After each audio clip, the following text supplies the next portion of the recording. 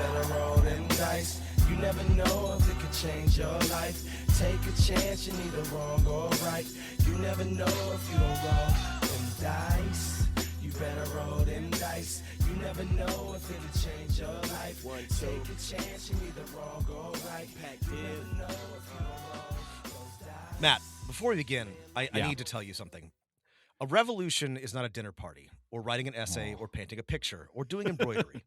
It cannot be so refined, so leisurely and gentle, so temperate, kind, courteous, restrained, and magnanimous. It can, however, be a Pathfinder adventure path. Yeah. Rob, sometimes in a revolution, campaigns feel like single combat encounters, and it really and there are combat encounters that feel like campaigns. Yes, that's that's right. Yeah. Hello, everyone. Welcome back to Dungeon Master of None. I'm Dungeon Master Matt, and I'm Rob. And tonight we're back. We are continuing our long march through the sorry, another revolutionary reference for the keen-eared listener. We got a lot of them through Pathfinder, through Paizo's adventure paths. We are now up to starting on number 97 in Hell's Bright Shadow of the Hell's Rebels. Hell's Bells, Rob. Hell's Bells Rebels campaign, and then continuing with Hell's Vengeance. Hopefully we will our plan for this episode is to get through 108 Hell's Vengeance, the Hell's Bells duology. That's right. Two devilish revolutionary adventure paths. Two Cheliax focused adventure paths that take place simultaneously. Paizo attempted something very ambitious with this, and they are happening contemporaneously. There should be no real overlap between them, as they say, but it's, you could theoretically play both. And Rob, I challenge our listeners, scour the internet and see if they found the one dungeon master who ran both of these campaigns simultaneously and then did some kind of meetup event of player characters at the end. I would give it even odds that it happened once / never happened. I would also to run an adventure path.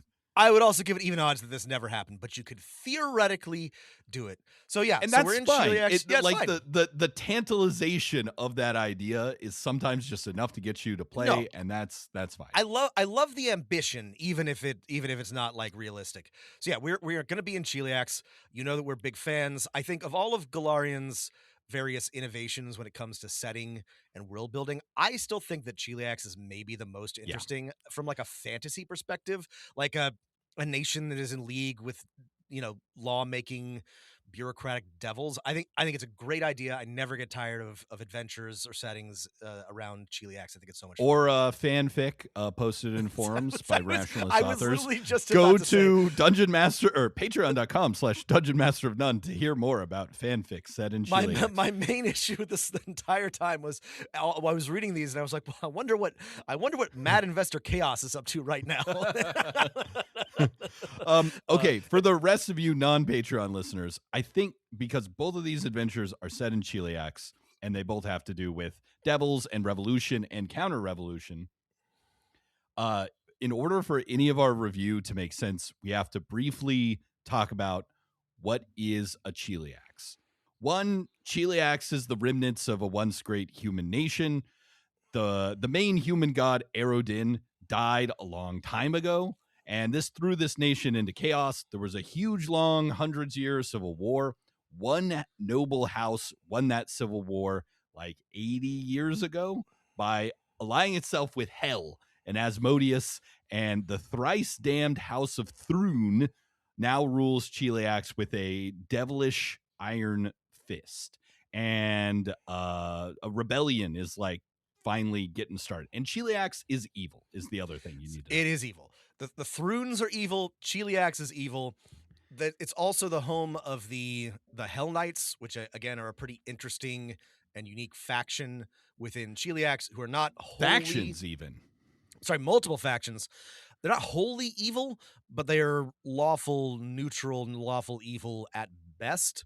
And usually Cheliax is the antagonist, as it is in one of these adventure paths, but it is an interesting nation full of interesting people and interesting opportunities for, I think, adventuring and role playing. And in our first adventure path, Hell's Rebels, you take the you begin as as a rebellion is fomenting in the hinterlands uh of Cheliax, as it were. Right. This is an adventure path set in almost exclusively one city slash region, the region around Kintargo.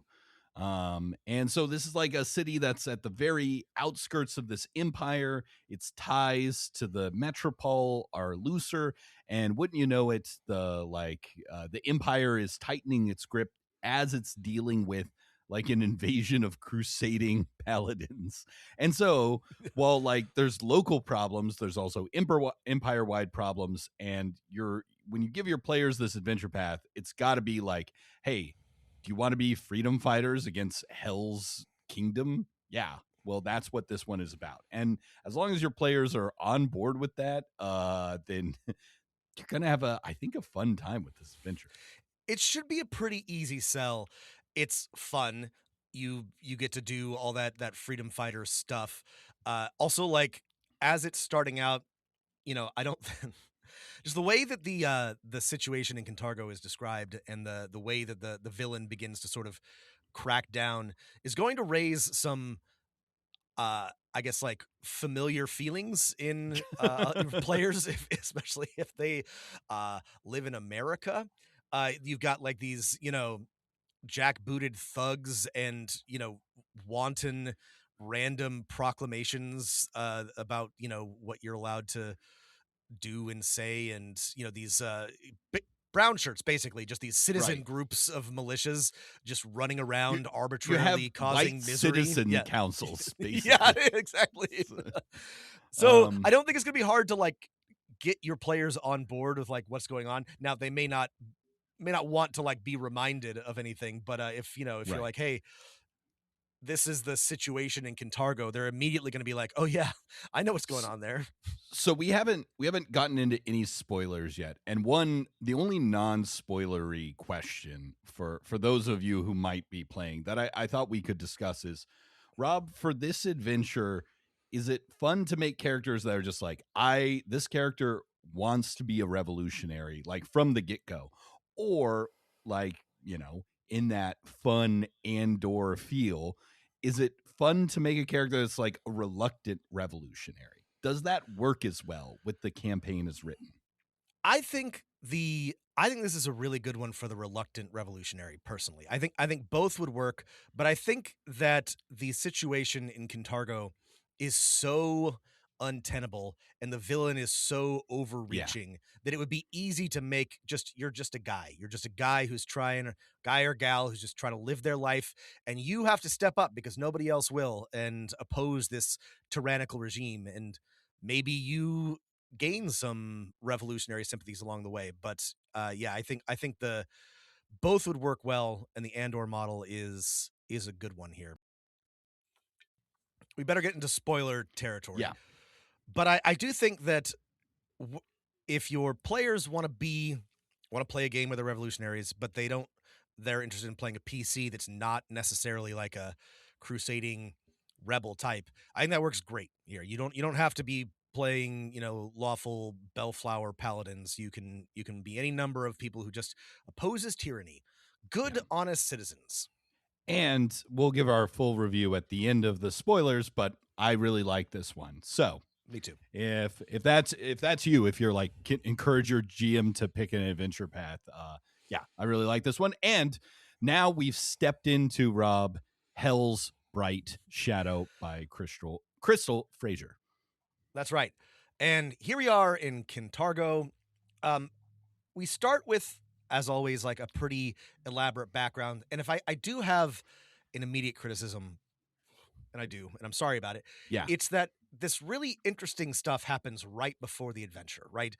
You've got this guy, um, Barzillai Thrun, a Mm. a minor cousin of the queen or something who runs Kintargo, and he's got this super elaborate plan, which is kind of interesting. It's not that important, but most importantly is he's trying to really like lock down Kintargo so he can do this magic ritual, etc., so on and so forth. And like a week before the game starts, there's this Night of Ashes where he basically sends all of his goons in to take down all the good cults and bellflower networks and anybody who's like all these more or less tolerated you know, independent organizations. He just kills their leadership, burns down their temples, so on and so forth. And that's good as background, but as I was reading this, I was like, man, I feel like this would be more impactful for the players if it started right before that. Right. I think a clever GM could like do this would be a great opportunity for like, hey, this adventure is about overcoming a tyrannical government. The first scene is going to be your character experiencing loss. So why don't you give me one thing that like you held on to as your freedom, and we'll role play out the scene of that being taken away if you're up for that. Or the other option is really expand upon what is in the player's guide and say, hey, a lot of adventure paths are like, hey, just show up with a chain of feats and your character plan, and let's get to hacking and slashing. This one would really benefit from players being rooted in place, because this is all about one city. And like as part of your backstory, it doesn't have to be fully fleshed out. We can figure out a part of it later, but like what did you lose during the Night of Ashes, right? And if a character is like nothing, maybe I escaped unscathed. That's interesting too, because That's I'm sure interesting most too, of your So like if you incorporated this Night of Ashes into either backstory or kind of an opening, session -1 scene, that would be cool. Yeah. So with that aside, what actually happens, or where the module actually starts, is with a protest outside of the in Aria Park, outside of the Opera House in Kintargo, and your players they're there. Their reasons for being there are part of their backstory or not. Um, Yeah. So our opening scene is there's a protest, and then, all hell breaks loose and the players have to deal with some stuff. They're like this is great. The big villain of the entire adventure path is foreshadowed from the beginning. And the Yes. players are going to have a relationship with them in several ways with Paracount Thrune. But one of the fun ways is that there's increasingly like intolerable acts being Yes. thrown at the Decrees. citizens, like Yes. new taxes, like, hey, ships can't do this, you can't have mint in your tea anymore. Really, It's really minor annoying, but like overreaches. Yeah, you're in this crowd. This is really great. Barzillai shows up to like sneer at you, which is great, because in so many Pathfinder adventure paths you don't meet or even like know who the villain is sometimes until like the Right. very end, and Barzillai is there through the whole thing. As usual, Paizo cannot resist a swipe at anarchists. They Yeah. include Yeah, they're like, anarchists are just there to cause trouble. I'm like, that's not what. They're just hoping this protest turns into a good riot. Okay, thanks. The long Paizo. shadow of like Spanish anarchists, like 6 people like murdering folks. It really, It's not has, even them. It's our dipshit European bomb throwers here in America. it's Italian Americans. It Rob. is. I'm sorry. I'm sorry, my brethren, but we did bad. We created a bad reputation for anarchists. Justice for Sacco and Vanzetti. But anyway, this is going to be a good liberal revolution. Yeah, right? that's right. That's important to know that this is a color revolution, Matt. It is all people of all walks of life, backed by the Imaginarian CIA, I suppose. Backed by the Immediate Secret Service. Okay. I also do love one of the proclamations is like the Paracount will pay 1 copper penny for every rat tail. turned in to help clean up the city, which Right. then gets rescinded. I think it's kind of there as like, oh, I was just a poor rat catcher and I was making my living doing this, and then it's rescinded. I thought there was going to be a scene or something that's an allusion to French imperial power in Hanoi and the great rat hunts of Hanoi, in which the French colonial government paid like a penny for rat tails. So of course people started breeding rats. Fuck those French people. Let's make some money off them. Let's make some money. Yeah. That would have been smart, but I mean, yeah, you could put your own in. There were a couple of those times in this where I thought like something more interesting was going to happen, and it didn't. It wasn't, a couple of missed opportunities. So Anyway. let me give a big picture of this adventure path. This is all about like, hey, after this protest, the players meet up. They're taken in by a. Sorry, it turns violent. The goons beat a bunch sure. of people. It Yeah. it happens. Exactly. They're taken in by a benefactor and said, hey, you did some good things out there, like let's we got to like rebuild this revolution. There's this the Silver Ravens, the heroes of the city in times past, who were also known to resist House Thrune. What if we rebuilt them? And then some NPCs / the player, like this is the opportunity to like let your players like, hey, you got to do a revolution. What do you want to do?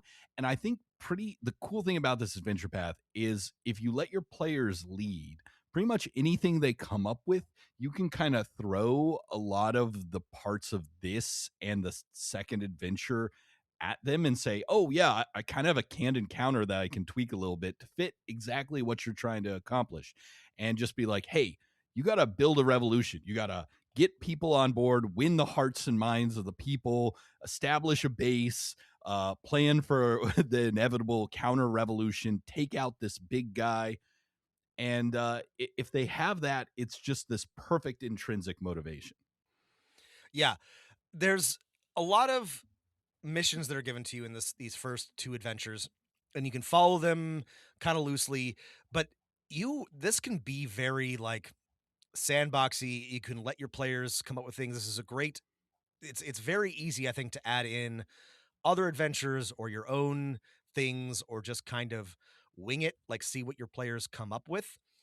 The adventure path gives you a lot to work with, but there's, I think, a lot of room here to improvise and innovate if you want to, which you could be absolutely play this like in order that was written. Yeah. As it's done, but you can also take a middle ground approach and like let your players plan the revolution and then sprinkle in this other stuff. And or you could go like fully like, you plan the revolution. I've got all the material I could ever want about interesting villains, events, antagonists, allies, and locations in Kintargo. We can just like go ham here. And I think that's really cool. Matt, should we? Not a lot of the other adventures let you do that. Should we at this point discuss rebellion points? Okay, here's the problem, right? And we've mentioned this several times before, is Paizo got, I think, a little high off their own supply on Kingmaker and making a subsystem. You have a kingdom building apparatus for this adventure, just like that, a subsystem with points and things. You can recruit allies. They can do missions for you. They get you more points. It's a gamified way to track your rebellion's progress. So we've talked about this a bunch. Conceptually, I don't hate these subsystems. Some of my very favorite games involve exactly this. Like the entire gameplay loop of XCOM is like, you go on missions, you come back, you build your base, you send your little guys out on missions. Blades in the dark, you're building your crew, you got your little territory map. Like I there's love a that. little bit of that in this. But I do not love how it is implemented in most Pathfinder adventure paths. And I was going to bring up Blades in the Dark, because Blades in the Dark basically does this, but I think it does it so much better. So really, if you want to do some kind of like taking territory, building up your gangs, sending them on missions, having them do operations, I don't know, hack something from Blades in the Dark, because this, again, one thing I did like about this adventure path that I would lean on, and I would encourage anybody who runs it to lean on, is you have these groups, these crews that you can recruit, and they can help you out and they can help you do things. I think that should And be some really of them important. are kind of like interesting NPCs Yeah. and groups. Yeah. I think these should be really important, but also I think that should be role played and, more directly played out. But also, if you're going to mechanize it, it should be a little less, uh, I think, abstract and arbitrary. I do love the idea. I love the idea of recruiting all of these people to be in your rebellion, to be part of your crew. I think that's, speaking of Andor, that's one of the things that we love about Andor, all the like colorful personalities that inhabit the rebellion, especially when Some they, of the people in the rebellion are like insane, and Yeah, others that's are right. just criminals, right? Like, Some of remember them are Bill? Wait, Yeah, was Bill Burr in Andor? No, it he is was in Bill Burr. Mandalorian. Oh yeah, who's in Mandalorian? It's But the- same no, idea. it's the yeah. guy from the Bear. Oh yeah, the cocaine cousin. Cousin is cousin. in Andor. He's just a and criminal. That's cousin right. is- He's just a criminal. Yeah. It's like Yeah. and you'll get some of those, and I think like having that Criminals can be role-playing useful encounter- to a Right. revolution, though. Like you giving your players the opportunity to use the criminals to further the cause of justice and freedom, right? and then or maybe they use them poorly and it bites them in the ass. That's super fun. But if your only interaction with the cool criminals is I Yeah. send them on a mission at the end of the upkeep We phase, make a and they check, and it's yeah. like that's to me boring. But like conceptually, I love the idea. So listen, I read the rebellion rules once, and then I never thought about them again. Yeah. I love the idea. I would hack a different system, or I would make some modifications, but there's lots of opportunities for your players to meet NPCs and groups that will help them. That's the cool part. Just what you do with them is up to you, and I would not do it the way that Paizo suggests. Yeah. You as the game master are going to need, and I think your players are going to want, some way to keep track of all of their friends, allies, contacts, and you're going to need some way to keep track of like their overall like popularity and like reach of their stuff.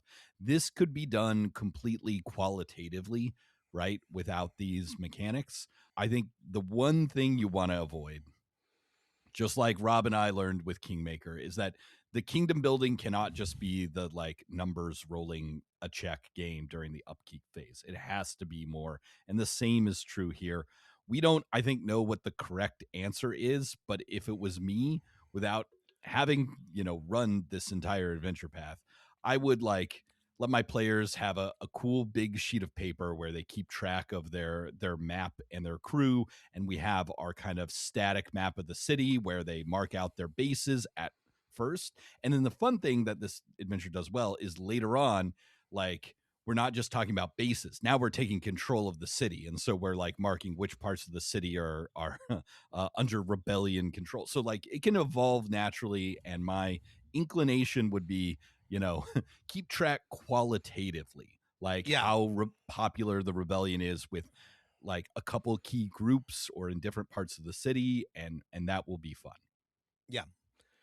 One other thing, and we spent so long on this very first of our 12 Adventure Path books, but I want to point out is I love the magical spy your players have to deal with. There is an imp wrote that down too. that is Yes. spying on you, and there are like other fun asides. Like the players can go solve murders in the oppressed tiefling quarter, and that's cool too. This is a really great opening adventure. I wish the opening protest had a more, I don't know, I guess it's the like proclamations and stuff like that. I wish there was a cooler inciting event for the protest. This is, considering recent events in the United States, maybe like the ones that would come to mind off the top of my head are just a little too fucking tragic and close to home. But yeah, I really, this is one of the best adventure paths I've read. Crystal Fraser, bravo. It is great. The opening protest is a real it is a real lib protest. It's like, you're out there with your funny signs and pussy hats and and then it turns violent. Well, but it does, compared to like what comes after and like the strength of the rest of the adventure, it does feel kind of like it's not a very strong opening, which is really the worst thing that I can say about this adventure path. And your two like sort of contacts who are going to be somewhat useful to have as the rebellion are, you essentially have halfling Lyra Tubman slash Longroad, and then and then you have class traitor Rexus Victicora. Yes, that's right. You got your classic Underground Railroad innkeeper friend and a class trader, and starts to build your sort of stable of people who know your contacts, your fixers and informants. And the book encourages you to continue using these people and including in the adventure, but you're doesn't gonna want to. always give you opportunities to do so. So if you are running this, make sure that you keep you keep your NPCs close at hand and make sure that they are involved, because they're cool. And I think that's like what makes this so different and interesting. Yeah. Speaking of different and interesting, let's open up to the second issue in the adventure path, Turn of the Torrent. And one thing that this adventure does, and all of the adventures do, is unlike other adventure paths, there's like 3 or 4 pages at the beginning, like, hey, here are what you can do with these interesting NPCs, factions, events, threads that have either unintentionally or intentionally been left hanging by you or the PCs. And just compared to like normal Pathfinder adventure path writing, which has none of this, it's such a welcome change. Yeah.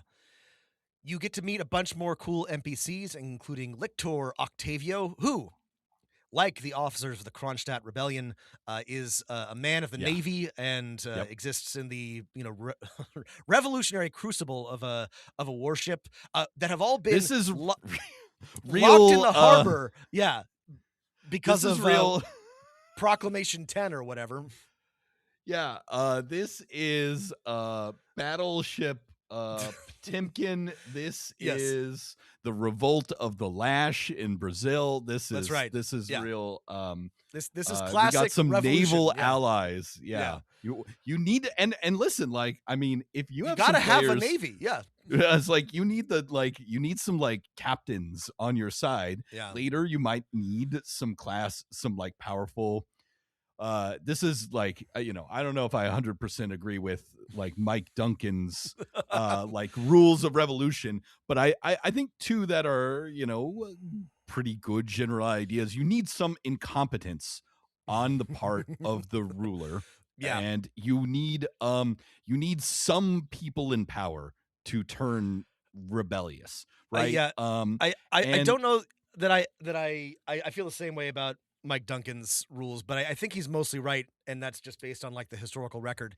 You do need some elites or intellectuals or powerful people to be on your side to turn against. You got to have someone moving the levers of power. Maybe not many, at least for an adventure path revolution that is like makes sense to your players, right? Right. Yeah. And one that doesn't involve, just a spontaneous, ferocious uprising of oppressed masses. And anyway. Paracount, Lord Mayor Thrun is just continuing to like put out unpopular proclamations, but he's also a good villain in that like he has a motivation that is not just crushing the rebellion. Like, the Empire needs to do other things, right? That is causing this. And the two things that are happening, one is kind of outside the scope of the adventure path, which is Cheliax is in a war right now, essentially. And Thrun wants to turn himself into a like continent lich. Is the best way I can describe it. Some kind of like evil spirit of the land. He wants to inhabit the entire. He wants to become Cheliax in a non-abstract way. It's cool. A genius loci. I think like you could expand. I can't remember if this is in it, but like, there's got to be like something about like the contract with Cheliax that like would give him even more power, even though he's like no longer human and the spirit of the land, and he's just power hungry. And so he's distracted with doing this, and he's off doing some stuff occasionally.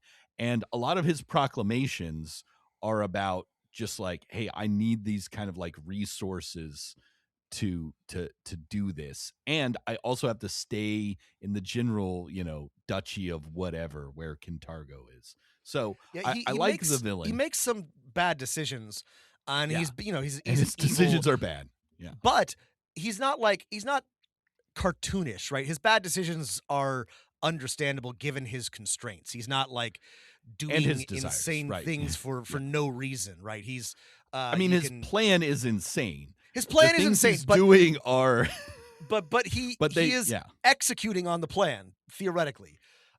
So, more about that later in the adventure, but yeah.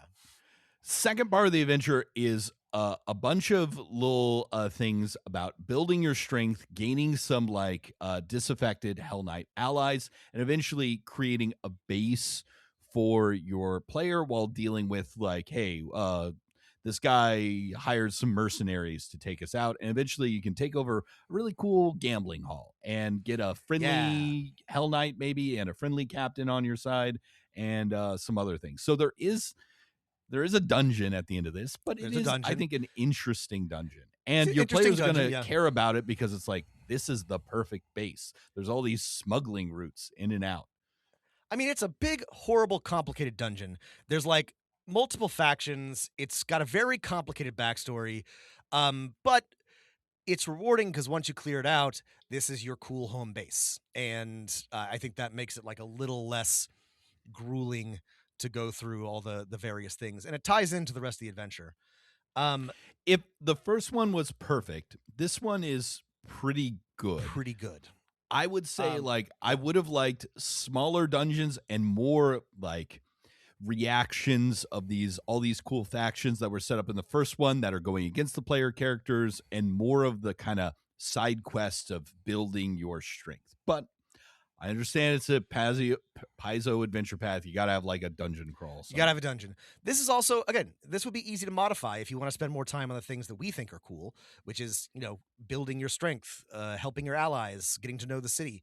There's some cool stuff in some of the side missions in this adventure where you get to use the Cheliaxian bureaucracy against itself, forge papers and, go through various clerks. And that's the kind of shit I love. I love, there would be no nation more bureaucratic than one run by lawful devils. Like it would have the most paperwork, functional and also evil and frustrating bureaucracy that the world has ever seen. And I really think that you should lean into that wherever possible. So yeah, this one's fun. This one's pretty good. Not as good as the first one, but good. The third one, if we're ready to move on to it, is the Dance of the Damned.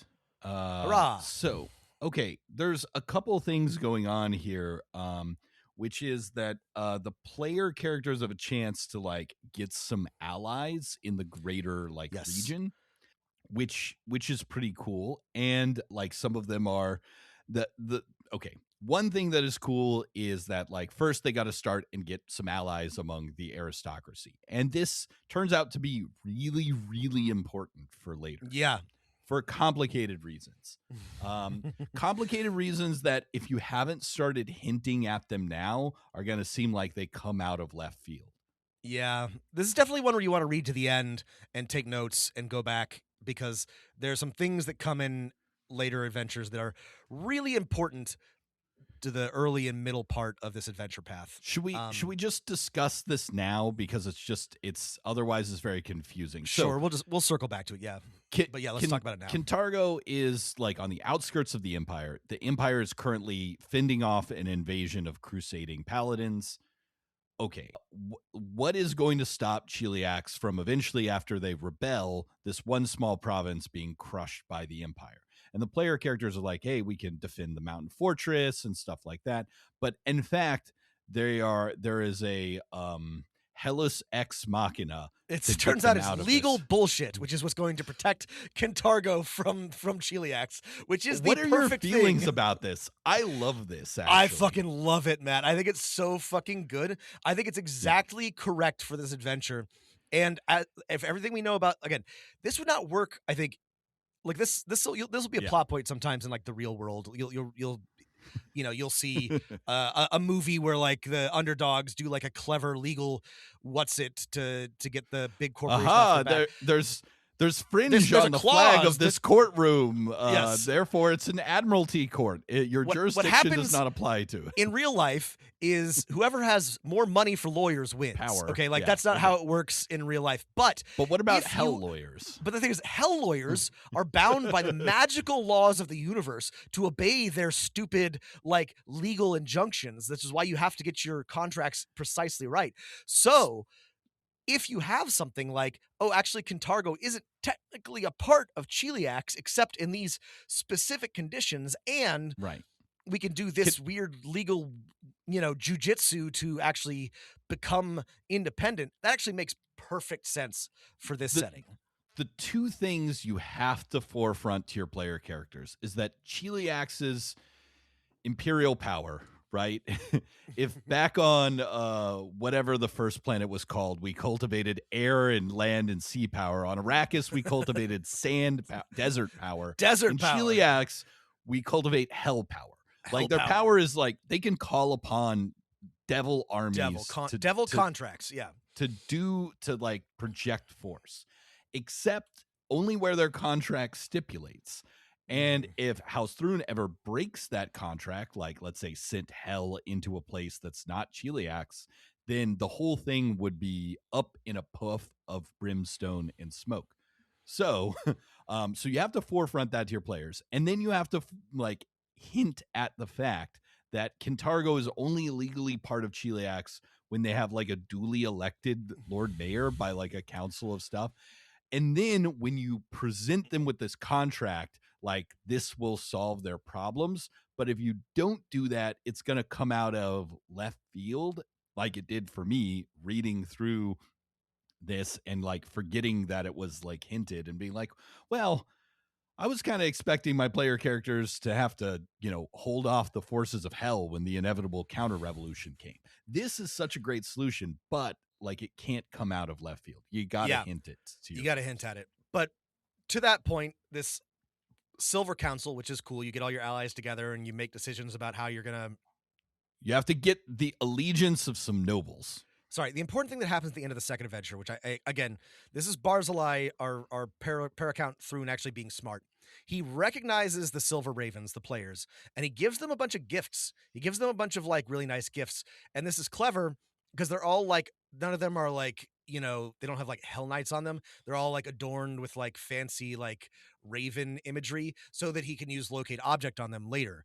But like the thing is that the players are now like an official part of the social framework of Kintargo. He's recognized them to sort of, I don't know, dilute their power. Right, so he's trying to bring them into the like ruling coalition to buy them off. It makes sense. But now they can get they can meet sort of publicly. They get their allies together in the Silver Council where they meet these aristocratic families. Some of these families will come back later when you're trying to do that legal jujitsu to get Kintargo recognized as an independent nation. But like Matt said, if you don't know that, or if you're not at least like hinting at it, it will be utterly bewildering. So I really love the setup of the beginning of this adventure, which is recruit a bunch of awful nobles to maybe your side, or identify the ones that are going to just, hate you and mark them for death later. I think the way the information about the nobles is really this is the limits of Paizo's NPC writing. Unless they can devote a full page, they can't give us like just a cool D6 table of descriptors for like nobles and stuff. Like I feel like these could have been fleshed out a little bit more. But after that, like very open-ended role-playing encounter, the players are like, hey, let's get some elves on board. Let's get some water elves. Yeah, I get this. I sort of don't like where this comes in the adventure because like it feels to me like your players are just like they're just getting to know Kintargo. They're just like really setting up their operation. They've got their friends and these groups, and then suddenly it's like, let's get out of the city for a long time, like many sessions. Let's go to a horrible Aboleth lair. for a little while. That'll be fun for a change. I Thankfully, it's not too long, and if It's you not too wanted long. to cut it down to a single combat encounter, it would not be You that could. different. I do sort of, again, if I'm sort of picturing a revolution in my mind strategically, it makes sense. Yeah, you need regional allies. So like this part of the adventure is good. I just, I Yeah. love that you get to be in What Kintargo was for the so turning long. point in the American War for Independence, Rob? It was when the French joined that. Yep, And anyone who that tells is you correct. otherwise, Ding, ding, ding. anyone who tells you otherwise is an American exceptionalist and a liar. Yeah.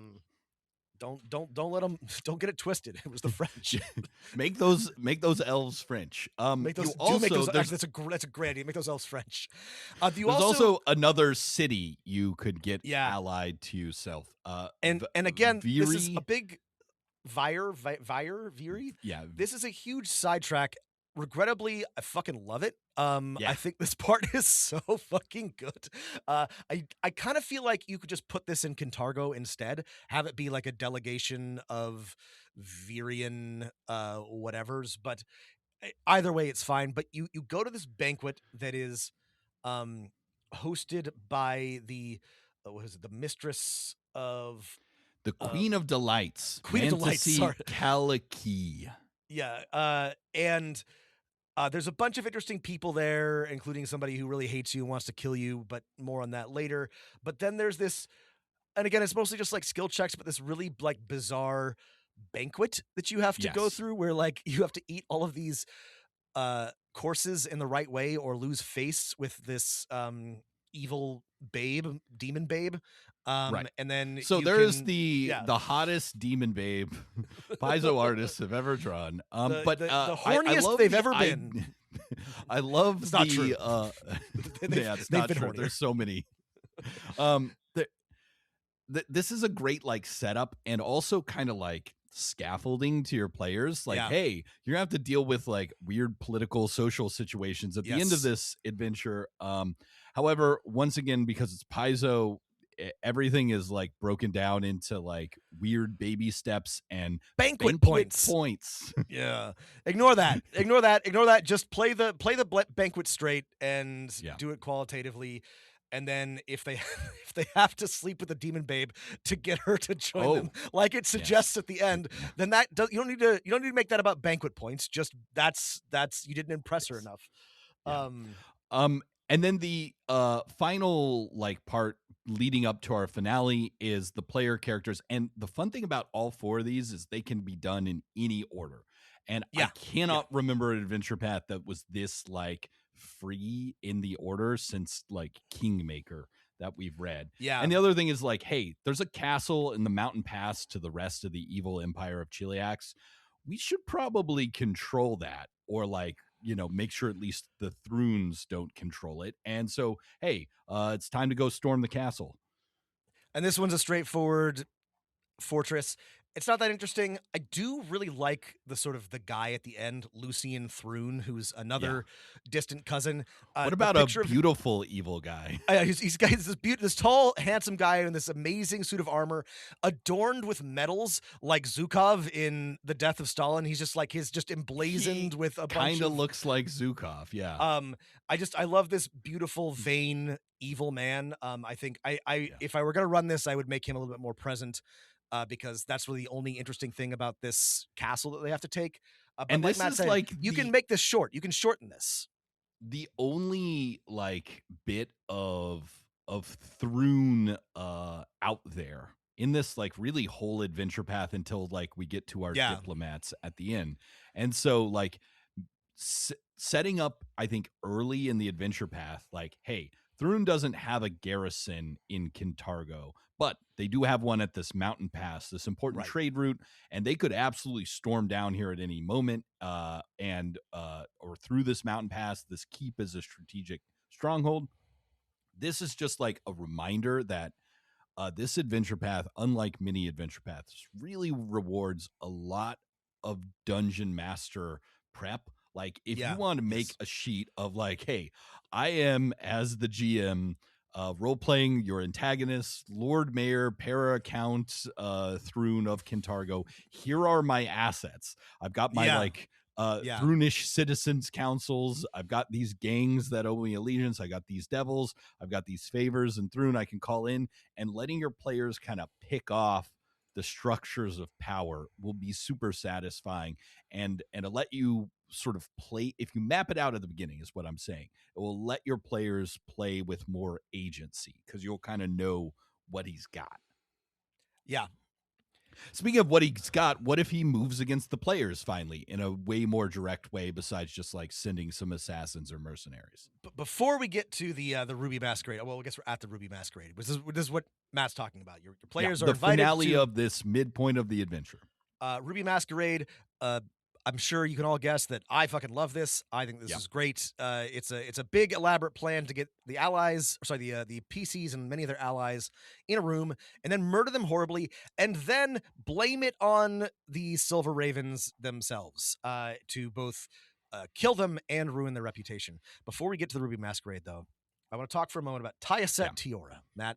Let's talk about Tyaset Tiora because this is now the second or third spunky babe with goggles that we have seen in as many adventures. And I have to conclude at this point that somebody on Paizo's writing staff had their first crush on Gadget from Rescue Rangers and has never really like moved on from that because I feel that, you know. Which is, I can't complain. I'm just saying, I'm like, again, with the goggles, spunky babe. Anyway, she's an investigator that's investigating the PCs for House Thrun, and she could be an ally or you can win her over depending on how you play it. Anyway, you're invited to a masquerade. Once again, we've now got mask points. Mask points.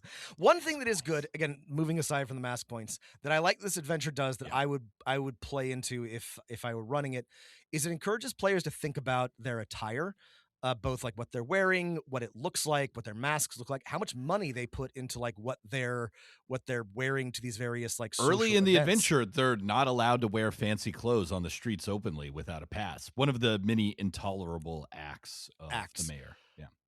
And I think this is cool. One of the things that I did in one of my late in my Waterdeep campaign is my players are going to a ball, and I had them tell me what they wanted to wear, and they had so much fun just imagining and designing their outfits, and going to the tailor and getting them made, because I don't think they had really gotten to think about like, well, what does my PC wear when they're not in their like armor? And your players might not like that, but I think it's fun to give them the opportunity and to encourage them to think about socially, like, what does my dress communicate to the people around me? I think that's a cool thing about this adventure.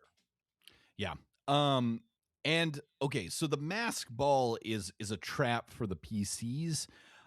If you played, like, if I played it, like, I would really like, there's some stuff about like a third party. There's some cultists here. My goal in running this mask, this is a real set piece, complicated encounter for the players to run, but like they've earned it. And if you've made it through the adventure at this point, you've earned it as well. What you really want is the players to have some opportunities to discover their hackles should already be up, right? Yeah, but to discover that, they might suspect this is a trap, and they should. But to figure out what the nature of the trap is. That, yes. He's just going to kill everyone here, and he has some like weird flesh golems. He's going to blame us for the murder and put our like bodies. And it's if he pulls this off without a hitch, the people will turn on the Silver Ravens. So we can't let that happen. And we can like weaken his stuff before he springs the trap, but eventually we're just gonna have to fight it out. There's like a million things in the opera house that are important later in the adventure, like a petrified person, like a sheet music for the Song of Silver, which is important, bunch of documents. Like, it's okay. Just make sure that you're giving your players time and lots of help and opportunities to succeed, because this is a really big, important event with a lot of things that will have repercussions later on down the road. It's a lot. It's good though. And then, if executed, this is going to be one of the most memorable events of your PC's, your players' career. I I think it's it's really complicated. I would have written it maybe a little like differently, put one or two of these other key plot points somewhere Me too. else. But I would have, yeah, I would have had fewer things happen. I wouldn't have had, Shensen and the Song of Silver. Like, you shouldn't have to like delve through the opera house as well as figure out what's happening, as well as maintain your role like play social the- position yes. and like succeed at the dance of the damned. Like, that's too many things. That's Right. too many things. It's enough to be like figure out what the trap is while maintaining your social etiquette and then defend yourself against the trap. That's like more than Because when enough the for trap is sprung, one or he two starts- nights adventures. He starts killing citizens, and it's like, keep Yeah. track of how many citizens are killed because it matters. And like, it's okay, like if like it's it's a serious game, things happen, people die, but like if your players are a bunch of people die because your players are trying to figure out what is going on in a dressing room 3 doors down, they may be frustrated by the situation. It's a huge map. And then we're on to a Song of Silver, speaking of this. So we have a bar Da-da-da! now, and we have some music. And Paizo apparently- 100. Yeah, Paizo, we made it. We've made it. This is our 100th one of these we've reviewed. Oh my God. Anyway, I really like after the kind of diversions that I think are pretty cool, laid out in number 3. Number 4 is like street warfare, Yeah. which Which is just fun. door-to-door fighting. It's just you're in the streets, and a bunch of shit happens. That part is really good. Like the players need to keep track of, hey, the mayor versus the Silver Ravens, who controls, like, you've gathered enough like people and allies and groups, you've weakened the structures of power enough. Now is the contest of power, right? And I really like that part. It is punctuated by 2 things. They can go look for the magical thing that defends the city, the Song of Silver. Yep. And they can just eventually, when they win the street I battle, just realized assault the temple. The Song of Silver is like the Hanmoon. It's from K-pop Demon Hunters. It glows and protects the city from demons. It's literally it's a proto Hanmoon. Anyway, sorry. There's that, and then I have no idea what you're talking about, Rob. I don't watch cartoons. Matt's the only person in the world who hasn't seen K-pop Demon Hunters. I am sorry. I will see it eventually. You can go look for a couple of like magic whatsits, and this is cool. I do like the Song of Silver being sort of like you do this beautiful performance, and it protects the city. I think that's a very like nice image, a very powerful thing to work toward. But I do think the fun part of this adventure is sort of offset by, once again, a bunch of points and these sort of side MacGuffin quests. This is okay. So there's a lot of really cool like street battle encounters, and I think this is a great opportunity to put out the map of the city with all of your hideouts and storage caches and informant groups and spy groups and militia your groups, groups and just be and like, their strongholds, this is and war now. This is what's happening. Where do you want to direct your people? Okay, now we zoom it back to the PCs. You're going on this mission here that you chose to do. I'll pull up this encounter and we'll play that one out, and then we'll see the players take over the city. And then whenever you're ready, you can either go get the Song of Silver or assault the castle. And if you run it like that, this is, I think, a great adventure. And then, of course, because it's our old friend James Jacobs, who writes pretty good adventure paths, but they do have really long dungeons, too long for Rob and myself. I would trim these dungeons down. There's also a dragon attack. Again, James That's Jacob great. classic. Yeah. But it's great. There's also an attack on your underground hideout. Yes. And hopefully you have successfully forewarned your players that they should set up some traps and defenses, but like that's fun. And I would expand that, to defending other strongholds, other parts of the city, rather than doing all this dungeon crawling. I would just freeform where it's just a knockdown, drag out fight battle for the soul of the city. After all, if this was my adventure, the Revolutionary War is a war of the masses. It can be waged only by mobilizing the masses and by relying on them. Absolutely correct, Rob. The PCs are just one cog in the wheel of revolution that will That's right. crush and winnow out Empire. I think like it for me, like you have enough moving parts after 3.5 adventures up until this point that like these other things are just like little side quests. Like that's what I'm Yeah, focusing yeah. on as the thing. And yeah, eventually the players are going to go kill the mayor. And turns out he's a weird, like evil. He doesn't have a heart, Rob. That's right. He has no heart because he sacrificed his heart in this ritual to become an A evil soul genius of the loci. land. Genius loci. Yeah. And so the players might go, that's weird. And hopefully they will. It's weird. They will. Because they find inside his heart the information about like what's going on. And this is when we get to the legal bullshit. Yeah. Right. And they also find the contract, which brings us to the 5th adventure, the Kintargo contract.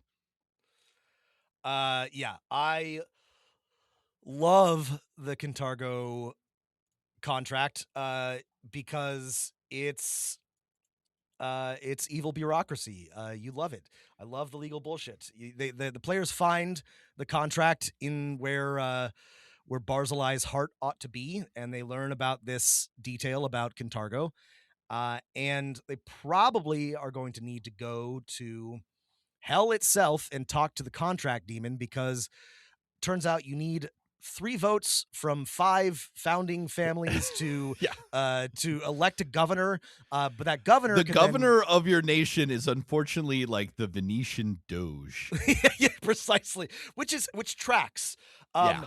So you then go to Hell. You go to Hell. You go to a Hell. You go to an office building in Hell, and you talk to a devil receptionist until you can talk to the devil businessman behind the devil desk in Hell.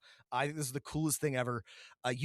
Your players can technically just like bludgeon your way in, but why would you do that when you could have them deal with like a bunch of like devils in suits? Like, wouldn't that be so much better? I loved this part. I would expand it to the entire adventure because the rest of it wasn't as much fun for me. But yeah, you go to Hell, and the devil Udexidai tells them what they need to know, and he's helping them because he's like, look at this beautiful piece of legalese that I put in this tiny contract no one has ever used. and now I have an opportunity for someone to recognize my beautiful, awful legal bullshit. So please take this information and do with it what you will.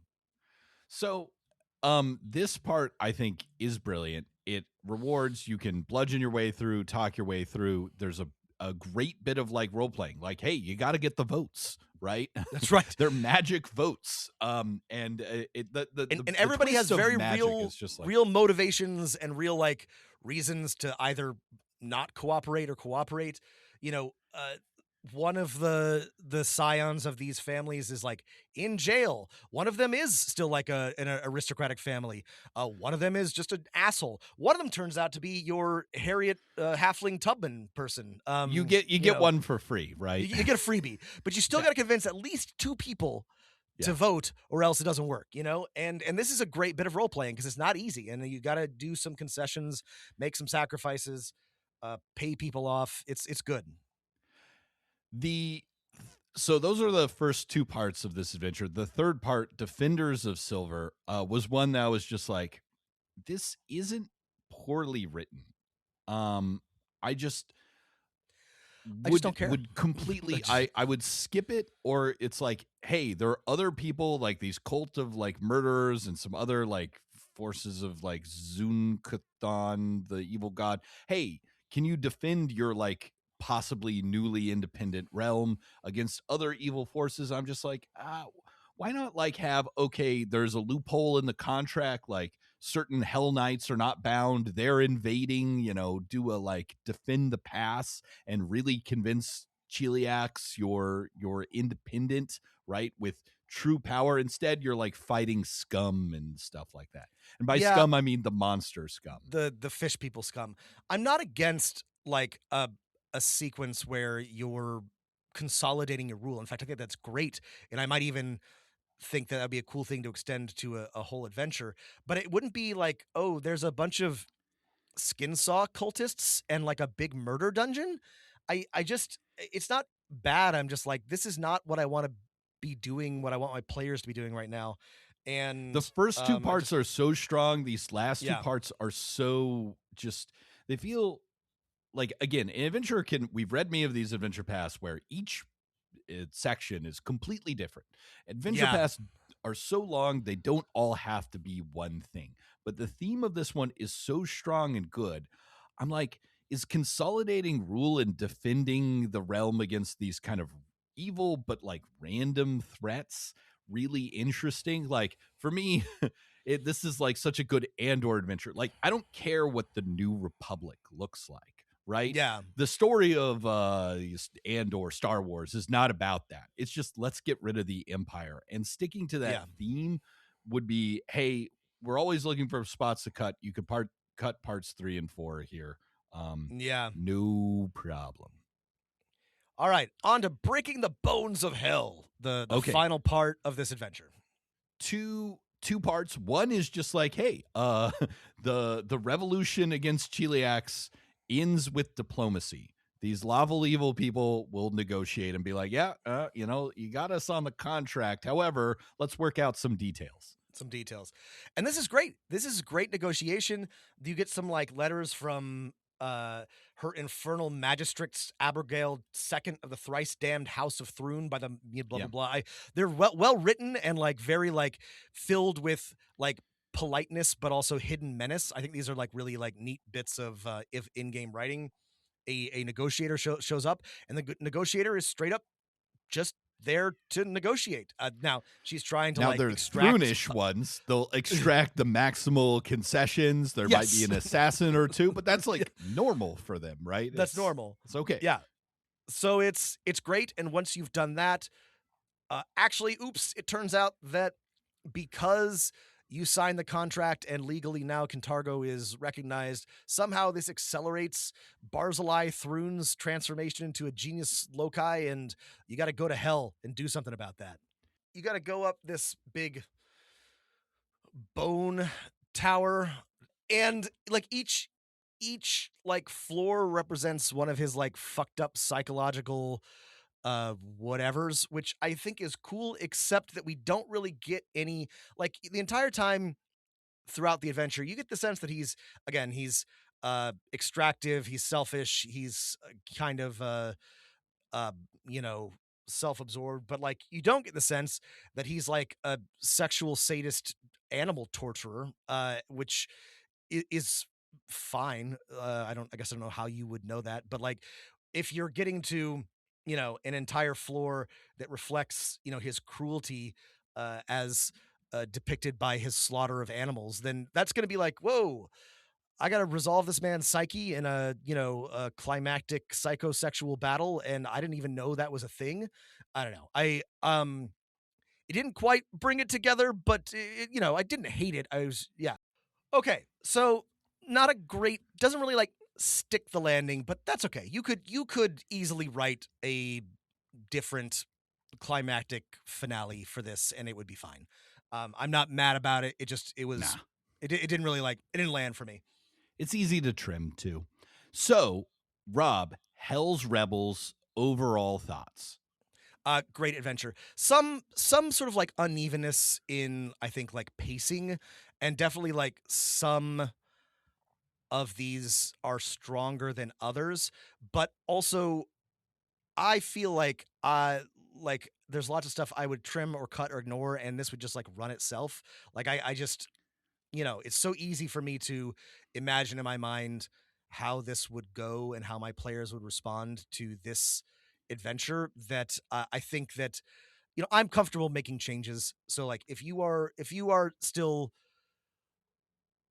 and this is entirely fine, if you want to have an adventure path that will lay it out for you that you can follow, and you're not comfortable improvising yet, then this might be less enjoyable for you, but still entirely functional. But if you're willing to flex a bit, I think this is a real one of the, in terms of potential. I mean, this is kind of like how I feel about Kingmaker and Skull and Shackles. Like some of our favorites is they're great, but like what you can do with them is I think truly just sky's the limit. I love Hell's Rebels. I can also see myself running this a dozen times and never getting bored. Yeah. I'm going to circle back around to what you just said, but Rob, check me here. When we first started reviewing these Adventure Pass, we sort of said our guiding stars would be a couple of things. And so tell me if Hell's Rebels has this. A really strong theme. Yes, I think so. It makes logical sense, like what's going on. Yes. Okay, good. Better than many of the ones we've talked about. I didn't mention that, but like this is coherent from beginning to end. Do the players have a lot of agency in the adventure path? Maybe more than most in this one, for sure. Yeah. Are the player characters the actual stars of the adventure path? Yes, they are. Oh my God. And then, so it checks all of those. And then I would add another criteria that's sort of an emergent one while we've been adventuring, which there are some adventure paths that are like good and some that kind of suck. And then there are some that are good, kind of suck, that like have a lot of potential. Like, hey, this is a cool theme. You could build this out and stuff. There's a good idea here. Very here, few. And I think you've listed 3 of them that are both good and have greater potential for you to do more with. This is one of those. This is one of them. This is definitely in like the top echelons for me. This is top tier with Kingmaker with Skull and Shackles. This is one of the best they've put out. How many stars?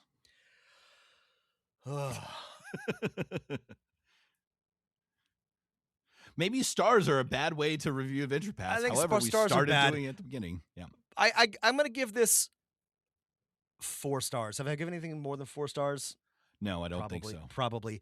I guess I could go up to 4 or 5. I don't know that a 5-star adventure is like even possible, but like it could exist. But like there's enough wrong with this one that I don't want to give it more than that. But my love of it is because like it's in spite of its flaws. Like there's still so much to work with, but I would be lying if I said that there isn't work to be done here. So I think 4 is the best that I can do. Rob, what the hell? The haters will accuse me of star inflation over time, which I'm sure is true. I'm just going to go ahead and give it 5 stars. That's probably great. That's probably correct. Or that's defensible, I would say. Yeah. All right. Hell's Rebels. It was really good. What's next, Rob? Hell's Vengeance. And Matt. Yeah. Boy. We've already been talking a long time, but like now we're into something. Now we're into uncharted territory, because this is the first campaign written for evil player characters. The only thing necessary for the triumph of evil is for good PCs to do nothing. So, we've got Hell's Vengeance, which is an adventure path for evil PCs. And it takes place in Cheliax, simultaneous to Hell's Rebels, but on the other side of the continent. And that's what we got. The player characters are the counter-revolution of House Through, not against the, Kintargo rebels and the Silver Ravens, but against this war we've been alluding to, right? The glorious Crusading Paladins, the glorious Reclamation are trying to conquer Cheliax for good and, get rid of evil. And the player characters are agents who stop them. Rob, for people who somehow don't want spoilers for this one, but we're okay with spoilers for that one, like, what's your big, non-spoiler overview or takeaway or review of this adventure? So sometimes when like an evil path or evil campaign is advertised in like an RPG, that has nuance to it. It does not have nuance in Hell's Vengeance. You are a vaudevillian, puppy-kicking, mass-murdering, like, group of slaving thugs. Like, your boss has a vaudeville like mustache. Yeah, if it like, it's not like, oh, what do we mean when we say evil? No, it's like, no, you're evil. You're like evil. So like, if you want to like just be the biggest fucking scumbag on the planet, this is the adventure for you. All right. And I think in order for me to like give my overall takeaway, we have to get into like what is being a scumbag? What is the thing evil? is, like, being a so here's the scumbag thing, doesn't Rob, even like is, no, yeah. here's the thing. That sounds is this better than what this adventure? is. I would say like from like a plotting standpoint, it's firmly in the like median adventure path slash it's fine. slashly. It's mostly like, hey, a quest giver gives you a task and you do it, which is very similar to other adventure paths. The just flavor is that instead of killing bad guys, you're killing angels, and your quest givers are absolutely like evil imperialist devil worshipping slave people. And I think the appeal, Rob, the thing that's I think frustrating about this adventure path is the appeal of like, let's be villains, right? Is that people are like, hey, I'm gonna like be a mustache twirling villain myself and conquer something and be bad and like betray people and stuff like that. And I don't think you really get this in that, right? No. Like The thing is, it's like, if you basically the same plotting. We've just like palette swapped good for evil. Yes. And we're now pretending we're kicking puppies and like killing freedom fighters instead of killing whatever robot or skeleton that was there before. Yeah, it really does feel like a palette swap. And if you're thinking like this is like, oh, I'm gonna be Walter White, or I'm gonna be Stringer Bell, or I'm gonna be, Joe Deadwood. No, you're not gonna be like a cool villain with like moral complexity. You're not like an outlaw with like, a code. No, you're a bad person who likes to hurt people. This is like, this is a great example. Walter White is a bad person who likes to hurt people. He does. If you believe otherwise, you were not paying attention to the show. That's maybe a bad example, the cool because thing he's about a villain, that show. but he also has restraint. He has like nuance a little bit. The cool thing about that show is like he lives in like a society where being as awful a person as him is generally not acceptable. It's looked down upon. And for you, you're just like serving other people are like, oh, you slaughtered some innocents? Good job. Great. I mean, here's evil a bonus job. And then the other thing is that's cool about being villains. And I think it is fun to like role play as bad guys or bad people. I'm not gonna if you think that's fine, I agree with you. Interesting part of it to me is that villains get to plot and scheme and plan. And Rob, are there, except for with one exception, there are not a lot of opportunities to plot and scheme. It's very straightforward, and it's very like a guy tells you to do something and you go do it. And there's a couple of exceptions which we'll talk about, but for the most part, it's very much just like go here, do this, and it's again, it's competently written. It's actually like coherent and logical from adventure to adventure, which is not something that I can say for a lot of other adventures. It's not terribly interesting within that. That I guess the appeal comes from you get to be evil. You get to fight enemies you don't normally get to fight. A lot of archons and angels and good aligned celestials, which I think could be interesting from like a tactical standpoint. But in terms of like adventure structure, there's really not anything. Being evil should present you with like a different form of play. You should be playing out like a different type of story. That's the thing that an evil adventure ought to offer, instead of just like you said, a palette swapped adventure. Yeah, this reading through this one made me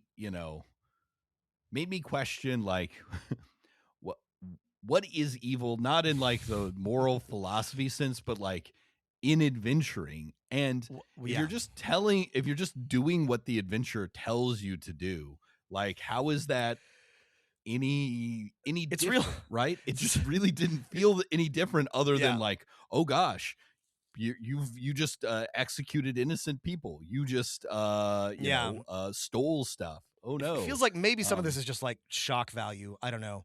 Let's get to it though. It's not shocking to me. I'm like I was not shocked by anything in here other than like, hey, you are on the side of slavery. I guess that's like, but again, at the end of the day, I'm just like, if the adventure quest giver tells you to do it, it does not feel in any way transgressive. I guess my big roundabout point is the appeal of evil playthroughs or something, right, has to be about the like different story, as you mentioned, and like, hey, you're breaking some rules, and because you're set in a very lawful evil society with a bunch of rules, you're just following the moral code of Cheliax, which is bad. Yeah, it's awful, but you're like still mostly following their code. A brief aside, like I recently did, or not so recently, like played Fallout New Vegas. There's Caesar's Legion in that, right? They're a bunch of cosplaying dorks led by a guy. Don't you mean Kaiser's Legion? Kaiser's Legion, who styles himself after Kaiser, and they, they're slaving, murdering rapists and awful. But like within the game, it's interesting because it presents like a different set of choices and a different like experience of the game, and you can make an argument for it sort of like from a role play perspective, because they fucking bribe you. They give you a bunch of good stuff if you like side with them, right? Like way more than if you side with like the other factions. That's not like a moral decision, but like if you're role playing, you'd be like, yeah, they gave me things. Of course, I'm going to side with Caesar's Legion. You don't really like, you get some good stuff for being like for following the Thrones, but like they don't like it doesn't feel like you're being there's not like a for choice, evil. right? Yeah, and you don't have a choice. Like also, I'm not saying you're not evil if you serve an evil empire. You absolutely are. Right, the interesting part about it is that you made some choice along the way, and the choice is kind of like already made for you in this adventure back path. To your criteria, it's 6-part adventure path. They really don't like players have very little agency in this one, like almost none. I've like basically they really like it is on rails, which I think is necessary and possibly even forgivable given the type of adventure. But like, I do not think this is very interesting. Well, if you're going to do that, then why make it at all, right? Because the people demand it, Matt. People want an evil adventure. Everyone wants an evil adventure. And then at the end of the day, it's a palette swap then, right? It's like having an aquatic adventure, you know? All right, let's talk about what's in this. Point. Okay, let's try to get. There's not a whole lot. Let's get through it as fast as we can. Hell comes to Westcrown. The players are just common thugs. They get that's roped the last one. Hellfire Compact is the first one. Hellfire. Sorry, a lot of them begin with hell. Hellfire Compact. The players are just common thugs. They get roped into serving Baron Thex, and just becoming his agents to crush a nascent uprising and like do-gooders in this very small town. And again, I imagined when I started reading this that you might be, like a part of a thieves guild or like low-level enforcers for like the Hell Knights or something with some sort of like, I don't know, some, because it's a lawful evil empire, some like sheen of like legitimacy or structure to it. No, you're goons. That was the thing that was like, I think, shocking to me about this adventure. Like I wasn't like, oh, it's like, hey, welcome to the goon squad. Go guard the evil fortress. Go push this bartender around and nail this notice up on his door. Go toss the sheriff out on her ass. Go execute a random person in like the public square. Like, again, it's just like you're doing goon shit. It's kind of humiliating, to be honest. I know, right? It's like, well, if the point was to drive home that like if you want to be evil, you're going to be just a faceless goon of repression that everyone hates. Well, congratulations. I guess this adventure sold me. That's what you get. So yeah, I was sort of imagining there's like that like, hey, you'd be like, hey, you're part of this evil empire. Part of being part of the evil empire, this devil evil empire, is you have to be evil if you want to move up and like, do plotting and scheming of your own. But again, yeah, there's not any chance for the No. player. There is a betrayal, but it's like it just happens. Yeah. Anyway, I do want to talk about the second adventure. So we did the first one, the Wrath of Thune. The second one, the Thune. Inferno Gate. Wait, that's the third one. We're on the Wrath of Thune. Yeah, Wrath of Thune. The first one, the Hellfire Combat. The second one, the Wrath of Thune. I like this one because this one is truly like a fun, open-ended one. Yeah. Of like, hey, a city's about to rebel. Go fuck up their rebellion. Do it basically however you want. This one was fun. You've got to be sort of subtle, right? You're not able to be like out in the open being agents of Thune. You have to, but there's all these like fun ways to like fuck people up and make their this is the fun part of being evil. This is like, the counter-revolution one. Yeah. So this was one of the better, I think, structured ones where you there's a lot of different ways to cause trouble, to like raise hell in this town, and it was good. It was way more open-ended. Lots of This gives players like some agency of approach, right? They have options of like, let's kill the leaders of the rebellion, or let's like plant spies and saboteurs let's ingratiate ourselves to this rebellion and then betray them. There's these options for being evil, and that like ability of agency and choice. To me, this one felt like, oh wow, I am doing evil things here. We're making the choice not to side with these rebels and fuck them up, and we will get rewarded for doing our evil things. This feels evil and interesting. When I say though that like this is cartoonish, here's a couple examples of what I mean. Like you fight at one point, or you can fight a cool monk that's got tattoos, and the adventure is like, then you can flay her skin and wear it it'll be like an angel skin vest and give you these bonuses. And I'm like, well, that's, I guess, like, that's kind of fucked up, but like, I guess you could do that. And then later, Matt, you literally kick Iomede's dog. Like, Iomede's dog is like guarding a temple and you can kill it. It's like, it's just like how the ghost of her dog from when she was a human is like loyally guarding a temple, and you get to go and put her, loyal hound to eternal rest, but not in a nice way. Yeah, like it's just and crazy. I guess it's both like of those crazy examples are perfect examples of like, it's at the one hand like cartoonishly evil, but also like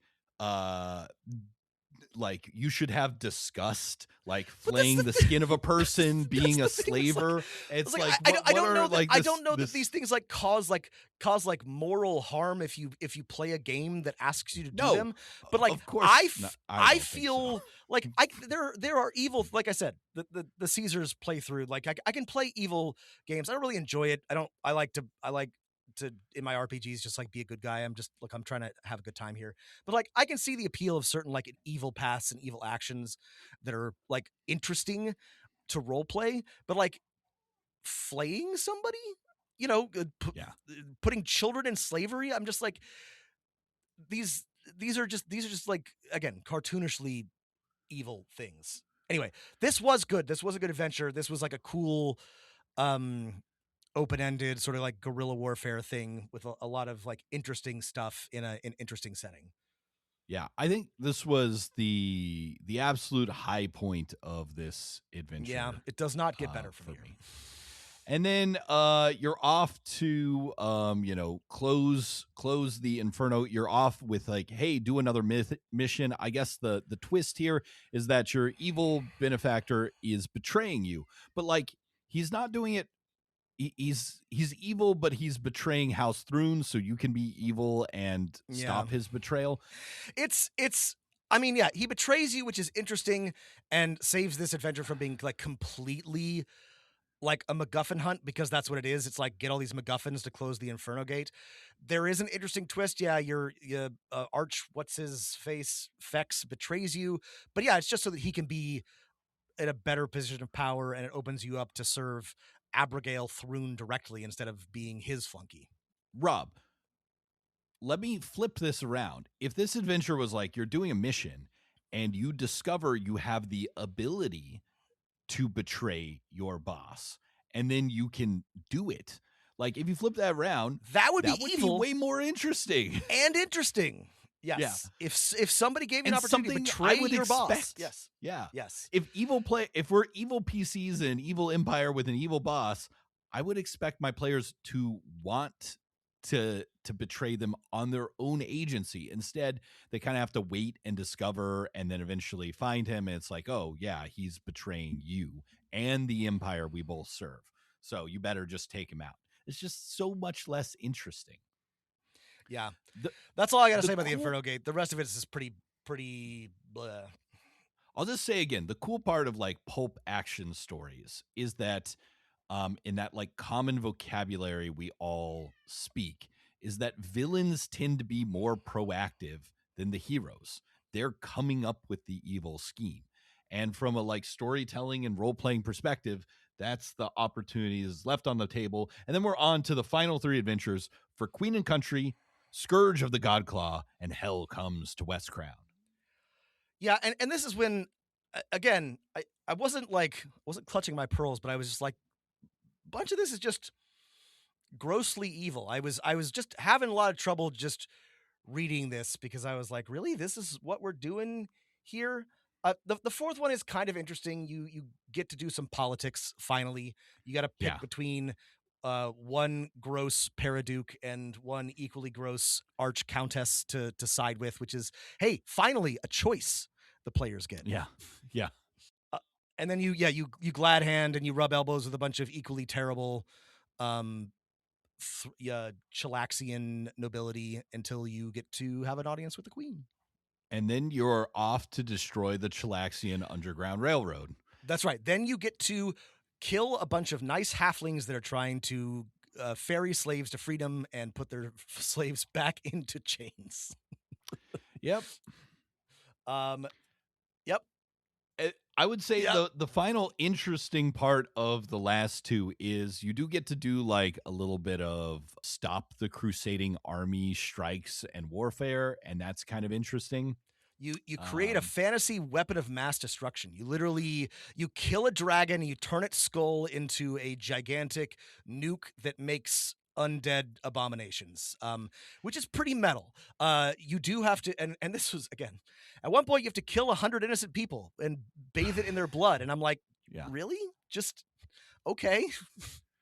But yeah, then at the end of it, you've got a skull that can crush the entire glorious reclamation army in one blow. Again, I think it's just the weapon of mass destruction. Sorry. You kill the dragon. Sorry. No. Actually, I really gotta go. Yeah. I gotta over there. You kill the dragon. Go You off. take its skull. You bathe its skull in the blood of 100 innocents. Then you eliminate all memory of the dragon by burning the records that like tell what the dragon ever like. You damnatio memoriae it. You just like erase it from history, and then you use that skull to kill people. Sorry. Oh, that reminds me. I'm having trouble coming up with something more fucked up than that. I was confused about that with Kintargo. It's like no one remembers the Silver Ravens, but then you like meet like half of the population of the city are like halflings, dwarves, and elves. I know. Not half. I'm sorry. It's a small minority, but I'm just like, but there's elves. Someone and knows it's only been 80 alive. years. Yeah. I looked up. Yes. Yeah. Like, all right. Anyway, hard to erase the memory of something that's in living memory of multiple races. Yes. You can obviously in your game work around this. Doesn't really matter. So I guess it's just for me, these final adventures where yes, you get to kill the leader of the righteous crusade and take them and their angel allies down. It's just because you're still like part of this evil power structure. It's just so interesting. Your example of the weapon of mass destruction is like you're told, go make this weapon. And then you're told, go use it here. And it's like, if you like the fantasy that I think my players have experienced with like, ooh, wouldn't it be fun to be evil characters? I've had someone suggest that to me before. I'd be like, yeah, maybe. But then I think the fun part would be, There are no holes. You can build the evil doomsday device Well, and see what happens. everyone wants to But- be Walter White. They don't want to be Jesse, right? Like they You're want just they Jesse. You're we're just- you're it's as just- evil as Walter, but it's so sad. it's just sad. You're Yeah. pathetic. You spend all your day doing what somebody tells you, and that person hates you and thinks you suck. But like, that's like at the end of this, you've conquered the Crusade, and then you're still Abigail Throon II's lapdog. It's Yeah. ugh. Yep. So I would say that, like, again, it's pretty inseparable because Rob has mentioned all of the like puppy killing and skin flaying and stuff. But like, if you take that away, the structure of this adventure path, I think, is pretty par for the course. It's a mishmash of quests that you're given, with one interesting exception, book 2. When you add in the way I think evil is presented here, this one's definitely in the bottom, firmly in the bottom half, if not the bottom fourth of adventure paths for me. Same. So I gotta do something annoying here, Matt. Okay. I didn't like this. I didn't enjoy reading this. I wouldn't enjoy running this or playing this. I'm actually having a lot of trouble imagining that anybody would. By the way, this is totally unrelated, but I was reading that in Mass Effect you can pick either like Paragon or Renegade options, and Renegade isn't like Sure. evil; it's just sort of like asshole. Something like 9% of players like went down the Renegade path. Like Right. the demand for like evil options in role playing games, I think, is greatly overstated. Like I think that sure, some people want like to play an evil campaign, but I think in practice, most people do not. Sorry. All of that being said, Just I- think back to the game we played with Mason, right? Ivory Tower, where you are villainous lords of a city. yes, How interesting and fun it is to tell that story while you're like tyrannical rulers of a city. And sure, yes, you could decide to flay people's skins, but you can also choose not to. And this one, it's just like, well, you're executing innocents and flaying skins, so it's just not that interesting. You have no initiative, you have no agency. Therefore, this is all just gross out window dressing to me. yeah. I think this is poorly done. All of this, however, is leading up to a big but, which is But I have to commend Paizo for trying it. I do have to say that there was an ambitious attempt here to do something transgressive, different, ambitious. It's not like the first, D&D has had evil adventures before. They also sucked, by the way. They're all bad. Yeah. But a full adventure path written this way, not for me. I don't think it was well done, but I'm hesitant to like slam it too hard because I have to praise innovation because I'm constantly bitching about the same thing over and over again. And I'll tell you what, Matt, even though this was the same, it was different. Like, you're right, structurally it's the same thing, but in many ways, I was not reading the same thing that I always read. I think I'll just for sake of being evil, Rob, disagree with you. But I think you can't hand it to someone if the execution is not there. And so if you want to tell a fun adventure that is also evil, perhaps that's possible. Perhaps a different type of game is needed entirely. I think maybe. And so just because, this just doesn't hold its evil hellfire on its own. And so for me, a bit of a failure, with the exception of book 2, which has those things I'm talking about. Anyway, so for me, this one's like 1.5 stars. Book 2 gives it that half star. I'm going to give it 2 stars, 1 star for trying. Okay, excellent. Well, Rob, the Hell's Bells duology is complete. Hell's Rebels, Hell's Vengeance. We're finally out of Cheliax. We'll be back with more soon. We're trying to get through at least the first edition adventures so that we can rank them all.